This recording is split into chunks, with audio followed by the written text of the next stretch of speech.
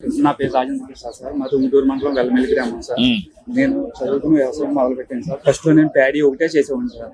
అప్పుడు అంతగా ఆదాయం రావట్లేదని తమ సహకారంతో 55,000 సబ్సిడీ ఇచ్చారు సార్. అప్పట్లో ఇచ్చాక నేను ఇలా తీసుకున్నాను సార్.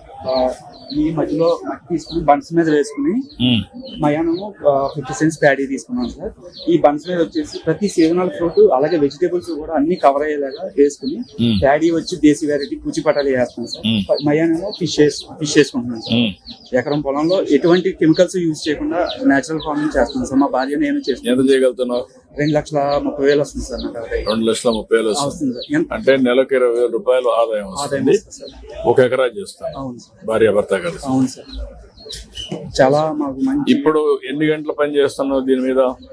నేను మా భార్య నేను కలిపి రోజు 3 hours అట్లా పని చేస్తాను. 3 hours పని చేస్తాం. ఇది ఇంకా సైంటిఫిక్ 2 ఎకరాలు మీరే మేనేజ్ చేయగలుగుతారా? చేయగలుగుతాం సార్. మేమే చేయగలుగుతాం సార్. 2 ఎకరాలు చేయగలుగుతాం. అప్పుడు 40,000 వస్తుంది. 40,000 వస్తుంది సార్.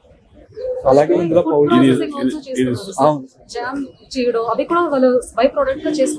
ఇప్పుడు నువ్వు చేసిన దాంట్లో నీకు దేన్ని ఒక 10 ఎకరాలు చేసి 4-5 ఫ్యామిలీలు కలిసి దానికి కావాల్సిన బ్యాక్వర్డ్ ఫార్వర్డ్ ఇంటిగ్రేషన్ మార్కెటింగ్ అవన్నీ నెట్వర్క్ చేసి చేయగలుగుతావు. దానివల్ల లాభం ఏంటి?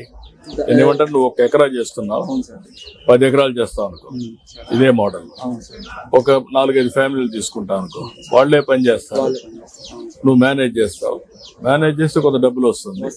దాని బేస్ చేసుకుంటే మినిమం నా లెక్క ప్రకారం వాళ్ళకు మనిషికి 20,000-25,000 రూపాయలు ఇంట్లో కూర్చొని ఆదాయం సంపాదించే పరిస్థితి వస్తుంది.